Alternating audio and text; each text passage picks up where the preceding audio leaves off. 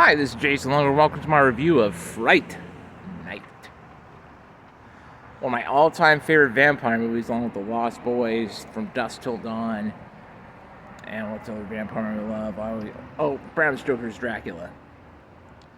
If I had put my Mount Rushmore of vampire movies, these would be the ones. Alright, get to Fright Night. The story about a teenage boy who discovers, the guy next door isn't the neighbor you expect. As a matter of fact, he's a vampire.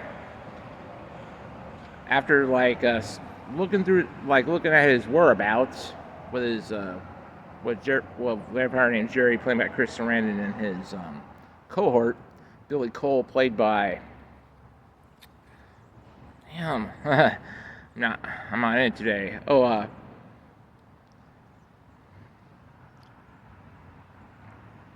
Jonathan Stark. Okay, all right. I blanked for a little bit. I was like, what the hell? Okay. So anyway, Jerry and Billy would have their bodies put in a coffin, and then Charlie Brewster, played by William Ragsdale, knew their whereabouts and tried to get him exposed as possible. The police didn't work, so he tried it his own way. His own way didn't work. So he called up the vampire killer, horror host, Peter Vincent, played by the late, great Roddy McDowall. Roddy McDowall played a great, vampire host. He took his inspiration from Peter Cushing and Vincent Price, hence the name Peter Vincent, and made into his, own character.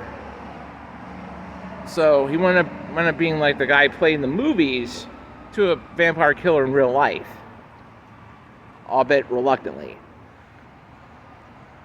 Because I could see why at first he'd want to meet Charlie Brewster, Peter, because he's kind of what the hell. He gives him what the hell look, which I don't blame him for, because that's kind of crazy behavior what Charlie is going through, even though he's really begging for help. But according to Peter, he comes across as some crazy fanatic, as opposed to what later became a team to fight the vampires. And then later in that movie, Jerry kidnapped and seduced Charlie's girlfriend Amy, played by Amanda Bierce, and took his friend Evil Ed, played by Stephen Jeffries, made them to vampires. I love the makeup effects they use for the vampires, though, especially when you see Amanda Bierce's big round teeth like this. It's I guess all the time, right? I like how they have different shapes of vampires, how they look. It's not just the one same look of vampire. It's all different kinds of looks from a vampire. You get the Chris Sarandon's decaying vampire. You get the Chris Sarandon badass looking vampire. So I love at the very end of the movie, you just looked up and help him out and stuff. So yeah, Steve Johnson's effects, top notch. Richard Edlund's practical effects, also top notch, thanks to Boss Effects. That was his company formed when he was doing Ghostbusters after he left ILM.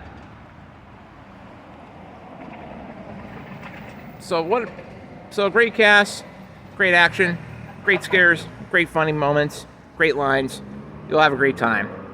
So thank you for watching my video, and I'll do my review of Fright Night Part 2 tomorrow. Good night.